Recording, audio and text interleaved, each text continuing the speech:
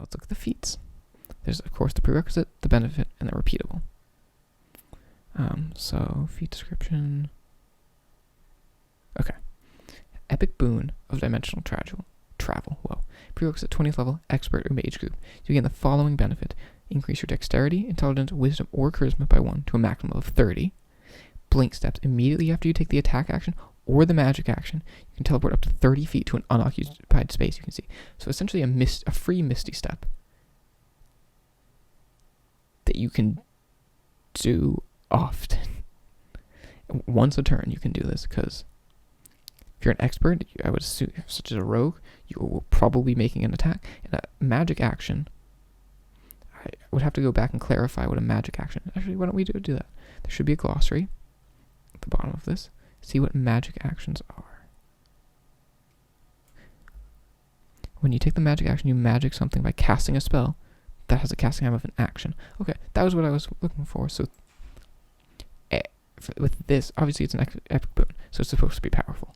But you cast a spell, teleport 30 feet, as long as it's an action. Epic Boon of Energy Resistance. Prerequisite is 20th level, expert or mage group. You gain the following benefit. Increase your constitution, intelligence, or wisdom, or charisma by 1 to a max of 30. Energy resistance. You gain resistance to 2 of the following damage types of your choice. Acid, cold, fire, lightning, necrotic, poison, psychic, radiant, or thunder. What's missing from that? Seems like everything's there. Whenever you finish a long rest, you can meditate, change. Okay. When you take damage of the type to which you have resistance, you can use your reaction to direct damage of the same type toward another creature you can see within 60 feet of yourself that isn't behind total cover. If you do so, the creature must succeed on a dexterity saving throw, DC equal to 8 plus your proficiency bonus plus the ability modifier of the score increased by this feat, or take damage equal to a 2d12 plus your constitution modifier. You should also note, these are only increasing by 1. Normally, if you're doing like an ability score, it increases by 2.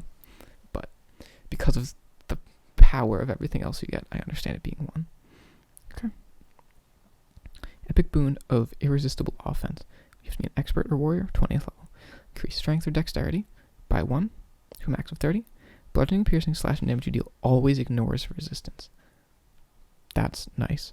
When you roll a 20 on a d20 for an attack roll, you deal extra damage to the target equal to the ability score increased by this feat. The extra damage type is the same as the attack type. You can benefit only once per turn. Extra damage seems good for any fighter or barbarian or anyone doing attacks. And the reason I say fighters and barbarians is because they're the ones that are more up in the front, taking the damage where this would be beneficial to overcome defenses. Epic Boon of Recovery. You have to be 20th level, so anyone can do this. You gain the following benefit. Increase your constitution by 1 to a max of 30. Last stand. When you would be reduced to 0 hit point, you can drop to 1 hit point instead and regain a number of hit points equal to half your hit point maximum. Wow. Once you use this benefit, you can't use it until you finish a long rest. So, first part of that is a death ward, but then you come back at half health.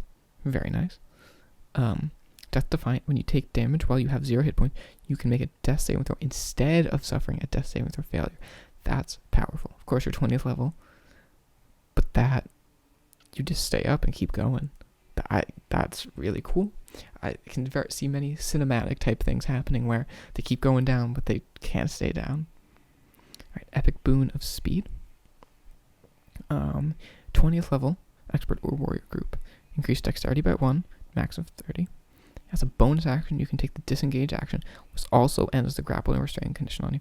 So this makes it so that way it's not completely useless for someone who has, like the rogues. I can't think of what their ability is called right now, but the ability where they can bonus action hide, dodge, disengage, dash.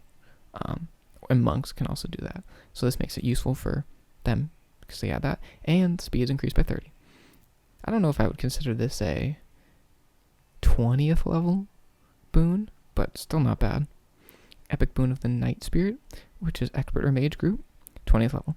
Increase dexterity, intelligence, wisdom, or charisma by 1. Merge with shadows. While entirely within dim light or darkness, you can give yourself the invisibility condition as a magic action. The condition ends on you immediately after you take an action, a bonus action, or a reaction. Okay? I believe that was something else that we previously saw where they were in darkness, they just became invisible. I also believe monks can do that, but they might have to spend a key point.